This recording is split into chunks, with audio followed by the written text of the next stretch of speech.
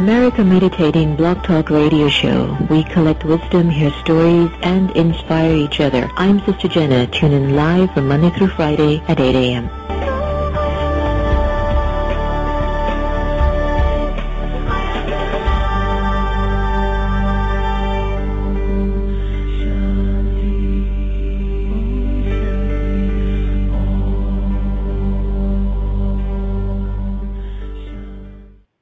The entire world watched. It's one small step for man, one giant leap for mankind. And humanity saw that the sky was not the limit. Achievement. Pass it on from the Foundation for a Better Life at values.com. Today in school I learned a lot. In chemistry, I learned that no one likes me. In biology, I learned that I'm fat. I'm stupid. In English, I learned that I'm disgusting. And in gym, I learned that I'm pathetic and a joke. The only thing I didn't learn in school today is why no one ever helps. Kids witness bullying every day. They want to help, but they don't know how. Teach them how to stop bullying and be more than a bystander at stopbullying.gov. A message from the Ad Council. He went without food, not to lose weight, but to help people lose generations of hate. While many around him rose up with violence, he sat down for peace. When others used religion as an excuse for war, he used it to remind them of love. Mahatma Gandhi made the world a far better place by reaching out with the strength he cultivated within his soul. So, pass it on from the Foundation for a Better Life at values.com. You want to power up your day? Are you feeling overwhelmed? Can't manage the speed?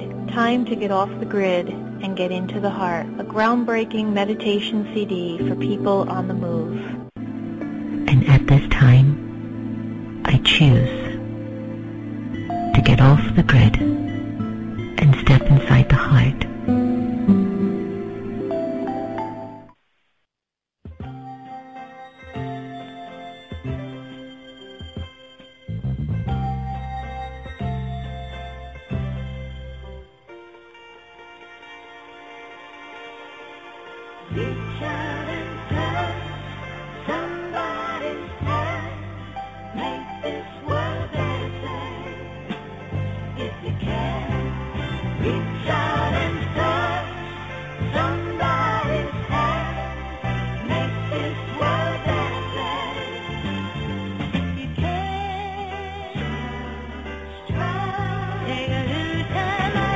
Together, to give encouragement to someone who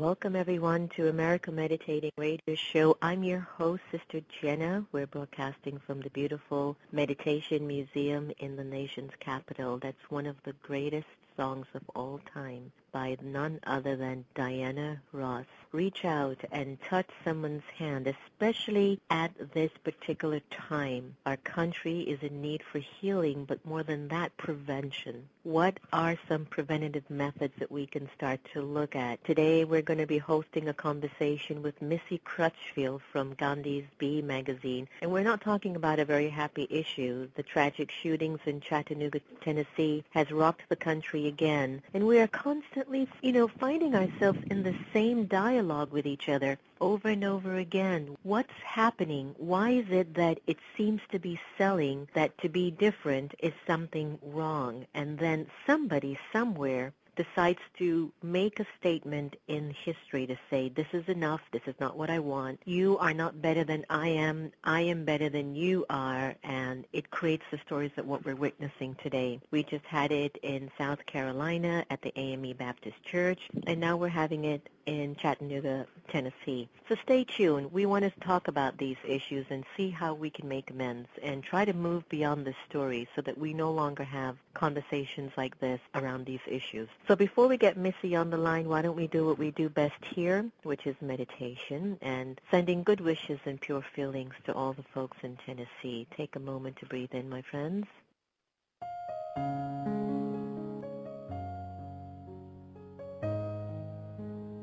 Om Shanti.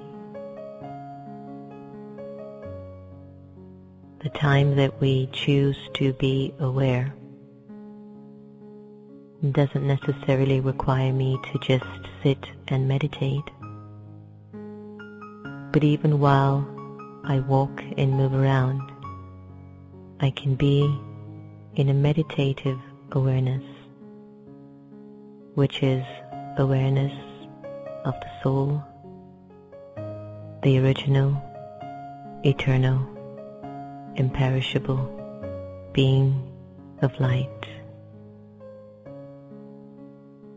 For a little while, I'd like to invite you to be present, to be here, and to be now. Allow your mind to settle in the moment, to relax.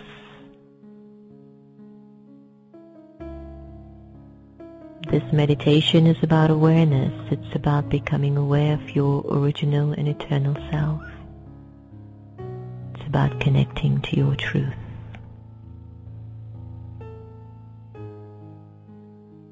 Let go of your name.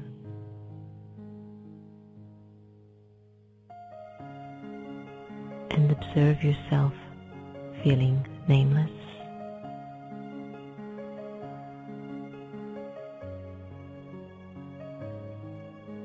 Let go of your gender to discontinue thinking you're a man or a woman. Let it go and observe how you would feel walking around without a gender. Let go of the role that you play and let go of the titles that you own. Observe how you're feeling as you are gradually letting go.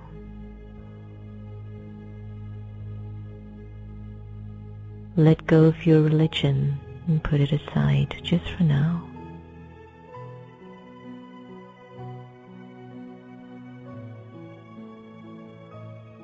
And let go of your nationality and even the language that you're accustomed to.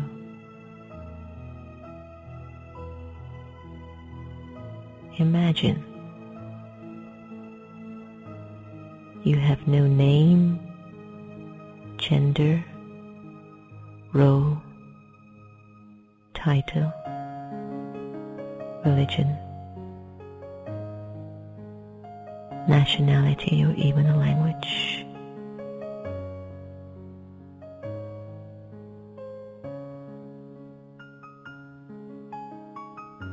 Ask yourself,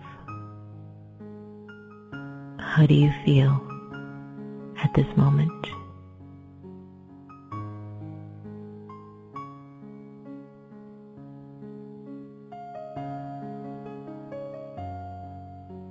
And in this feeling,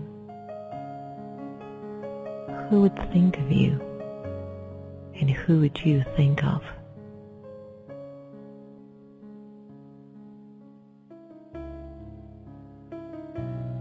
The Supreme Soul would think of you, and you, the liberated soul, would think of the Supreme. In this state of absolute freedom, I am truly who I am. A free, peaceful, pure, immortal, and eternal soul.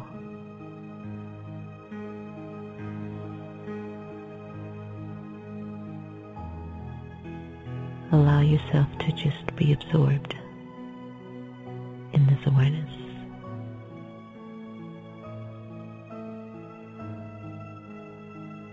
At this time,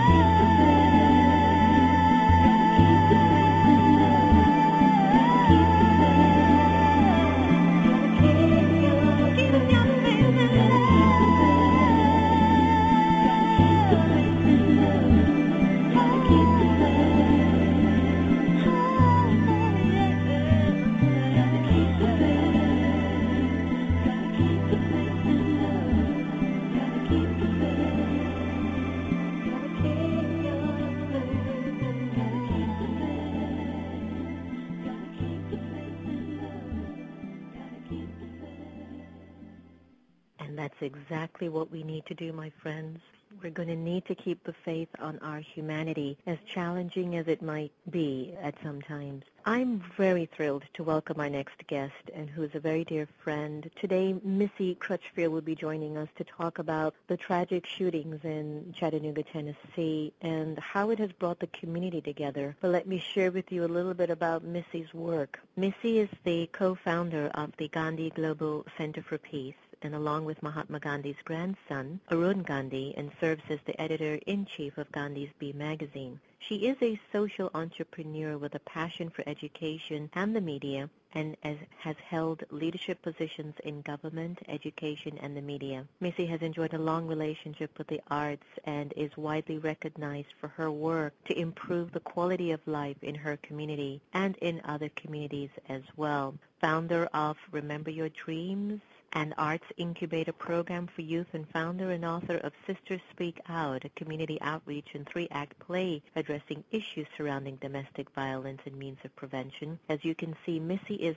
busy in contributing her life to humanity, and I'd like to bring her on the air now as we really welcome her and talk about a very sensitive issue. Missy, welcome. Thank you. It's always wonderful to be with you, my dear friend, Sister Jenna. Thank you. And hello to Antonia. Okay, sure. I'm sure she's listening in as well. You know, for the last 2 months, we have been grappling with what we would call senseless acts of violence. And we feel that we're an advanced nation and we are an advanced culture. And yet out of all the countries in the world, we are the only ones that are still grappling with petty issues such as blacks upon whites or whites against this or this against Muslims and stuff. Could you tell us what you feel? It's very complicated, yet it's very simple if we would just open our hearts up and embrace that God is love, that we are all one. Jim Crow, and now we've got the new Jim Crow and mass incarceration, and so many things started right here in this county, in this city, or within a couple of hours. The KKK. I wrote a blog recently called Chattanooga's Always Been a Battleground Between Good and Evil. The Trail of Tears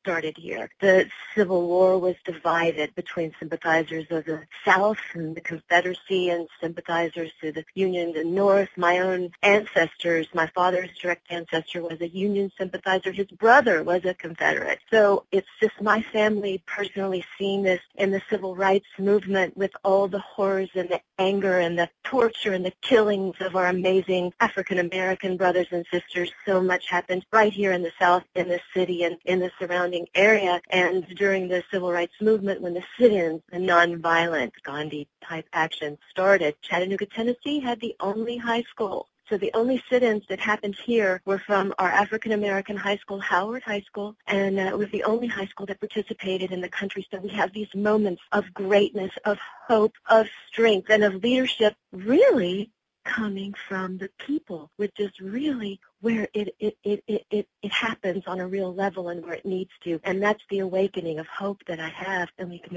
talk about more later, is that the people are awakening, that it's no longer, and maybe it's never been. I believe the founders of this country would be shaken and angry if they saw what has been happened, the contortion of justice, the absence of real justice, and on that's happened with respect to, race and religion and real rights, liberty and freedom. That's why Black Lives Matter is so important, that statement. That's why now Muslim Lives Matter comes to join that in power and strength. And only until we address that can we really look at all lives matter.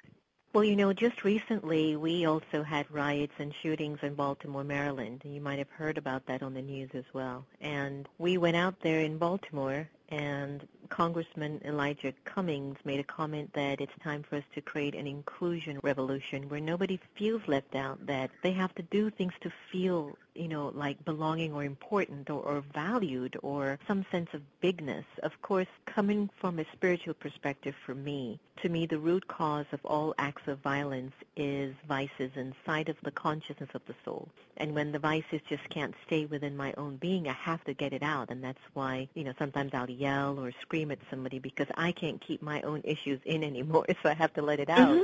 So when I look at violence upon violence and individuals that are in that cycle of violence, I know it's a stage that they're in. They won't always be in that stage, but what I'm not seeing in our country or even on the global level is how do we prevent this increase of vices in the soul? You've heard me mention the acronym ALGE, A for anger, L for lust, G for greed, A for attachment, and E for ego. And I feel the root cause of a lot of the senseless violence is when that energy of consciousness is so natural in our beings that we are not even aware of what we're doing is going to have a consequence further on down the road. What are your thoughts on this in terms of a spiritual perspective? Wow, you just threw a lot at me, and it connected on so many. I've got all of these little buttons, and when I heard you say sometimes this one is great, yes, I was in Education, Arts, and Culture under the previous mayor, and I was always, it was almost a little Pollyanna, but, there's a big optimist inside me, full of hope and love, but sometimes you just go, oh my goodness, I can't,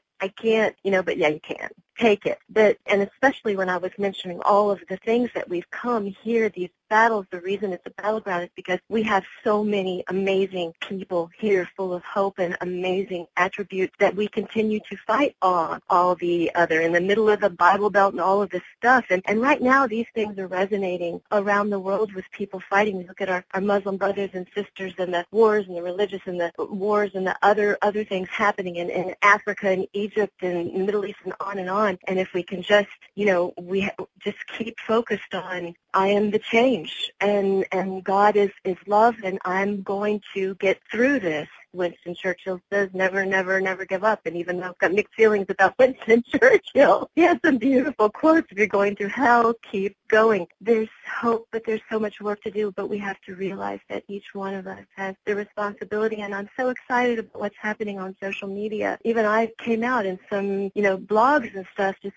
angry with the ways government sticks its head in the sand. And after leaving government, now as a citizen and a blogger and complete, journalist with Gandhi magazine, and saying, this, I've been on the inside, I'm on the outside, and I've always tried to sort of keep tabs on all of it, but I'm really saying we have to speak out to what's going on in government and with our leaders, because they're not. There's a void of leadership in the country, but the leaders are going to come from the people. So I, a couple of blog posts came out with some rants because I had to get it out. And I talked to someone when I was in Istanbul protesting and speaking globally about human rights violations, huge happening in Egypt with the military leader there. And someone said, you've got so much anger and so much wrong inside you. You've got to speak out more about this. So when I look at social media, and it's kind of a Wild West thing that's evolving into this, we are working with so much as individuals, as human beings. We're realizing in a huge awakening globally, and then we're talking about Chattanooga, Tennessee, because it's interesting. Chattanooga's always been a little bit of a test market. I think, businesses understand we grapple with good and evil, and there's so many things that resonate here, I guess, with the anger and the love that is in the world. And so I'm blessed to be here because I can really check these feelings and my work globally, and my human rights and environmental rights and advocacy and animals and all of this, and I look at what I'm personally dealing with here and then in the world, and it gives me a check that it's the individuals, it's the people that are going together, and social media is very important for this, and it's come through a little bit of a Wild West where early on we were seeing so much anger and so many kind of petty. You still see that, and you're going to see it in the South a lot, but we're coming through this, and so we're always teaching, whether it's good or bad, and my hope came in Chattanooga in this service for these 5 military service members who were killed. And at the end of the service, the imam who stepped forward, Dr. Ali, the Muslim, is speaking they had just, on the final day of Ramadan, they had left to come to service and to come and join in this Baptist church here in the South, huge Baptist church. They have about 3,000 members or so, I think, in this, primarily African American, and it must have been very courageous for them to walk in and be part of this, knowing that, there could be a sniper pointed at them. There could be angry, words or slur or, who knows. And I feared for what could, be said to them, because they cut a day of celebration to come here of Ramadan after 30 days of fasting to come and be at the service, honoring our military, honoring our community, honoring our country. And at the beginning, there were a lot of governments taking the moment because all the media, international and national, were there. So you saw a lot of speeches, and then you saw a lot of spiritual words towards the Judeo-Christian faith, which happens all the time of the year. We're inundated with messages from Christian churches and a lot from synagogues. We really don't get on a regular basis positive messages. It's very easy to kind of pick off slurs and stuff in the South toward, it's still unfortunately against race, and then toward Muslims. But I felt change that evening when one of the last speakers, and there were 3 Christian clergy members that had brief words that were nice and welcoming to members of all faith, and one even said, Shalom, shalom. Salam, shalom, salam. And so the last one, Dr. Ali, who spoke, so religious leader in our community for Muslims, and he turned it around. And at the end, he asked for all Muslims to stand up. And there's another frightening moment. Everybody that's Muslim in the church stood up together. There they are. And so first I'm going, okay. And then I felt this release, and I went, yes.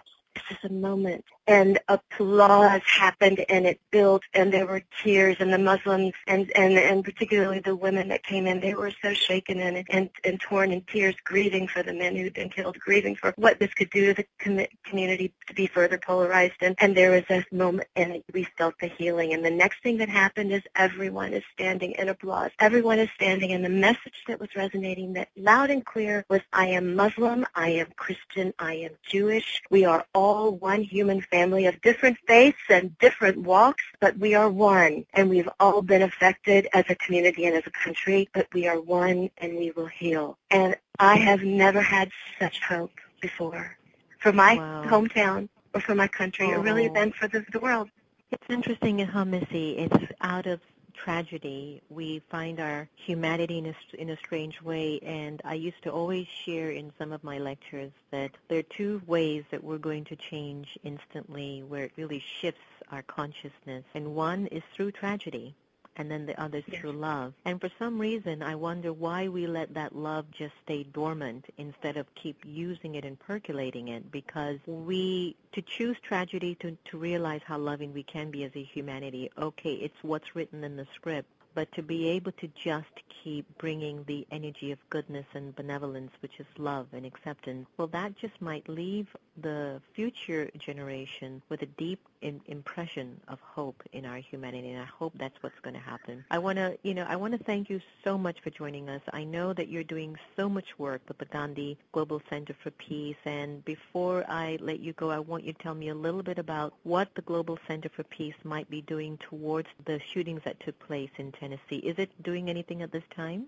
Well, the Gandhi Global Center for Peace, and that's GandhiCenterForPeace.org is the website, but it's a partner, an extension, if you will, of Gandhi's B magazine, which is BE, like Be the Change. We partner with Arun Gandhi, Mahatma Gandhi's grandson, as you mentioned earlier. So it's bmagazine.org. And the Gandhi Global Center for Peace is a repository for Gandhian philosophy, people and nonviolence movements, people that are really speaking to what Gandhi's life stood for, and others like Gandhi. Mandela shared so much in his latter years, and his work when it really took off was inspired by Gandhi's message, and so on. So we're creating a repository, a virtual hub, if you will, for nonviolent movements, and we'll be working towards some conferences and other ways virtually, because it's global immediately when you put it virtually, and it's very affordable. We're trying to find ways to do things without having to raise huge amounts of money, because really there's just a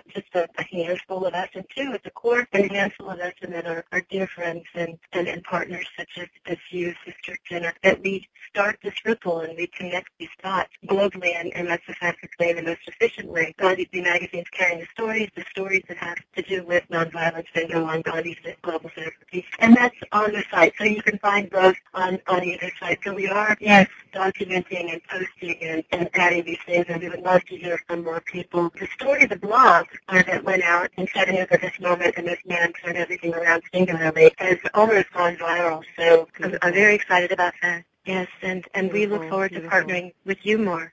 Absolutely. You've definitely got our vote with anything that you're doing. Thank you so much for joining us. Please be safe. Always keep your spirits high and know that I know this as a fact. Lots of good wishes are always over you. So thank you so much for being with us.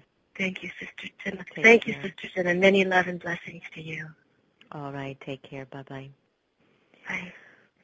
So where the problem is rooted, where violence is concerned, there's so many issues. And as much as we try to go through all the dots, the dots, the T's, or whatever, all these little detailed ways of getting back to that, how can a tragedy shift us so much? And can an experience of love shift us even greater? I want to leave that out to you to percolate on, because do we need to keep going through a process for change from violence to peace, or is it reducing and letting go of these vices and just saying, I am a child of God, I am an embodiment of love, and when I look at my fellow brother, I have the purest wish that they are benefited, and I accept them as they are. You've been listening to America Meditating Radio Show. We had Missy Crutchfield on. Please check her out at bbemagazine.org or go to Missy's recent blog, which is really reflecting on the Chattanooga shooting, which has gone viral. Or you can visit her at the Gandhi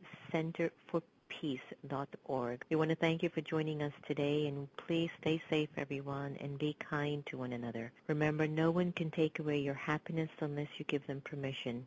And we are here to love each other the same. So let's do that. Now we would like to welcome Sister Gita on the air to read with us one of her special poetry in memory of the lives that were lost in Chattanooga, Tennessee. Sister Gita? Good morning. We ultimate, all of us, are beautiful souls. That's our entry point onto the planet Earth. Beautiful and pure, peaceful, loving beings. And throughout time, we express that beauty, purity, love, and peace in our interactions for a very, very long time. And then shortly after, the other part of us emerge where we criticize, we, defame, negativity, like what has happened in Tennessee happens. And so that creates the heaviness, the burden within us. So from the book noted beautiful thoughts, the energies of life come to meet us at every moment. Some of these energies are negative. How do I handle the negatives? Whether it's someone's attitude, hurtful gesture, or a daily dose of world violence, even if it's that dose of world violence and all of that stuff that happens, let me not absorb it. Let me not be an emotional sponge. Let me not reflect it back so I do not begin a cycle of emotional exchanges which may last a long time.